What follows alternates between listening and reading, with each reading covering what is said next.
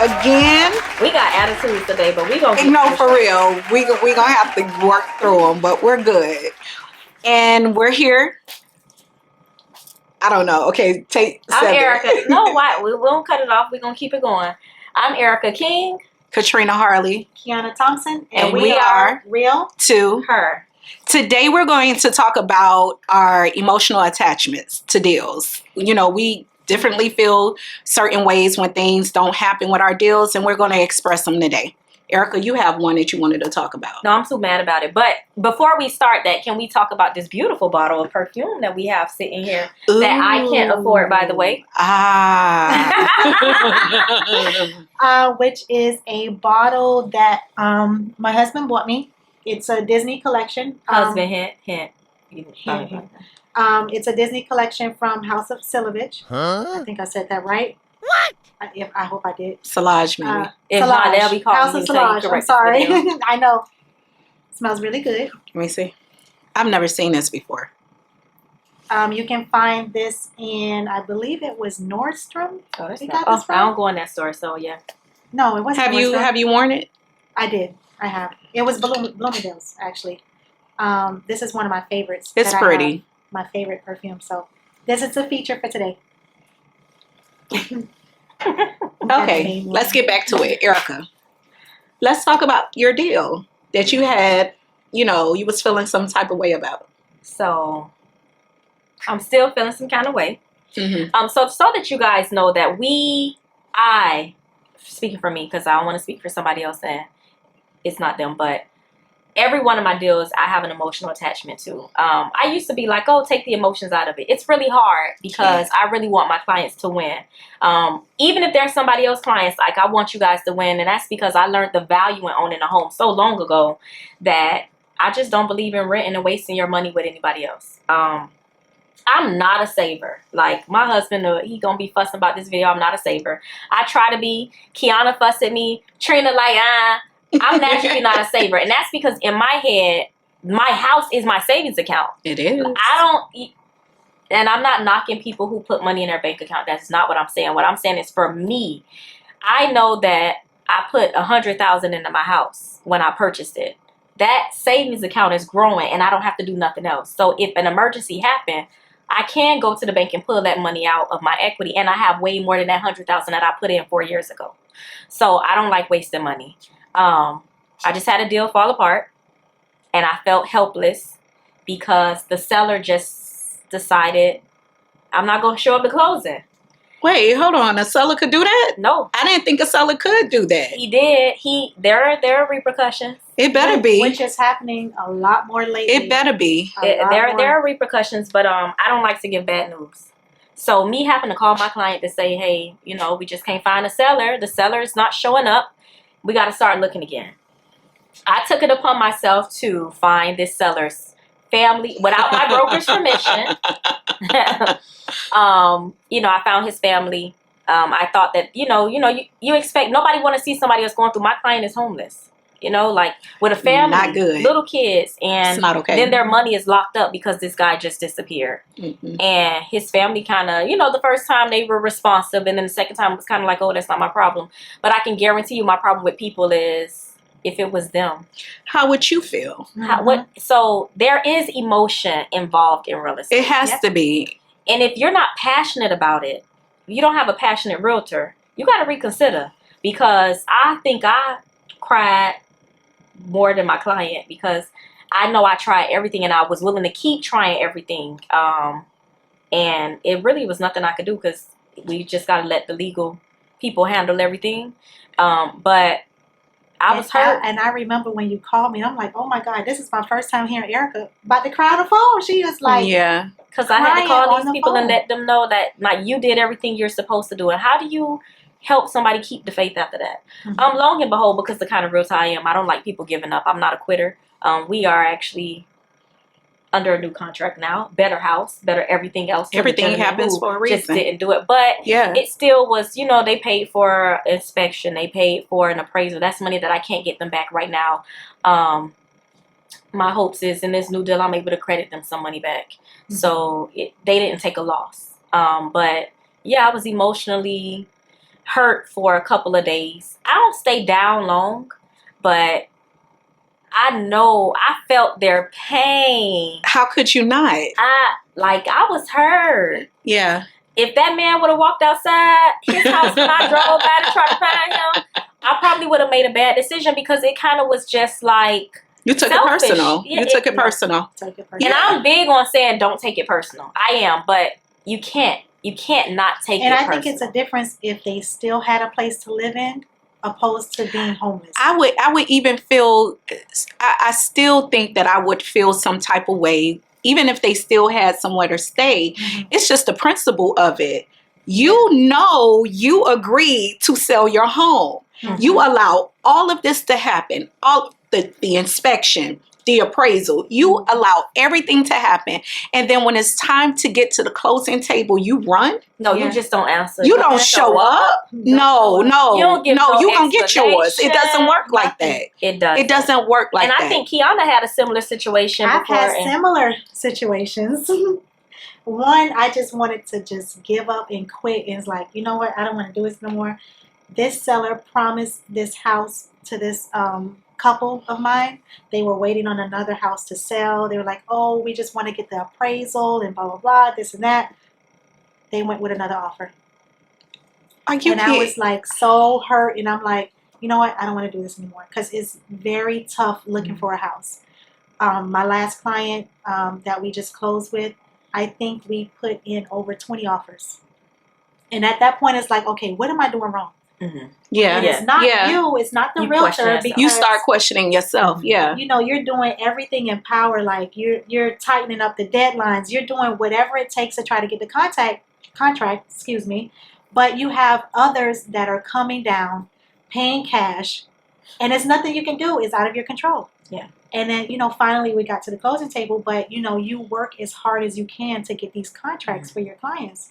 And So sometimes it's- the clients don't see how hard we really work. Like Yes. since I have been a realtor, and I've only been less than a year, and doing very well, but people like, oh, it's easy. You're doing it. It's easy. It's not.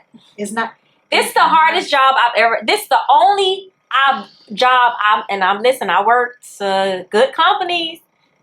I ain't never did this much work, Mm-hmm. but I ain't never felt so happy about what I'm Right. doing either. So Right. listen, And it's a difference when you're working for yourself. and you working You're for more somebody else. passionate about it. I You're will gonna tell work you longer this. hours. I will tell you this. So I have a deal that was supposed to close Friday. Mhm. And my seller, so I am the agent on both sides. Okay. I am the agent for the listing side, the seller, and I am the agent for the buyer. Which can be very It difficult. can be very difficult, but I've managed it very well. Everything was smooth sailing. We're supposed to close Friday, and when it's in the underwriter's hands, it's out of your hands. Mhm. You just have to sit and wait. Mhm. You can anticipate a closing date however much you want, Mhm. but at the end of the day, until you get that clear to close from that underwriter, It ain't happening. it ain't happening. It's nothing you can do. And you want to just call a million times, but it's nothing you can do. So the seller, anticipating that we're going to close on Friday, began moving their things out of the house. Okay? The husband took an offer for a new job in another state, and they are scheduled to move next week. The house right now, they really don't have anywhere to live because they have moved out of the house anticipating this closing. I told them, wait, listen, nothing is sketched in stone Until you close. until you sign that dotted line. Yeah. Nothing is sketched in stone Well, at least Because- you're not running away. because anything can happen at the 11th hour. At the last minute, the underwriter could pull it. So, make a long story short, the buyer did something they shouldn't have done. They turned in their taxes. Taxes was fine when they turned it in, but they did not state that they amended their taxes. Oh, that So can the, take months. The amount that they stated that they had on their taxes was $40,000 cheaper or less than what was actually amended. So when the underwriter, let me tell you something. Don't think that you could get away Okay. with giving information upfront and honest, because it's going to be double checked, Triple. quadrupled. I don't know how to say the five one. It can be the last hour. To the last They hour. will That's check. right. And what happens is, it's not just the buyer or the seller that is going to feel, you know, the repercussions of this situation. All players involved. Everybody. Everybody's involved. So the buyer, so make a long story short, I have one of the most amazing loan officers in the land. He said, Katrina. I'm against that, but go ahead. You may be. The most amazing You in may the be, world. but mine Go is ahead. it. He said, Katrina, late last night, he said, Katrina, this deal look like it's going to fall through. It's not going to happen, X, Y, and Z. I happen, no, it can't be possible. He said, yes. But guess what? If it wasn't for you and how much I know that you are invested emotionally in this deal, I would let it go, because what the buyer did was wrong.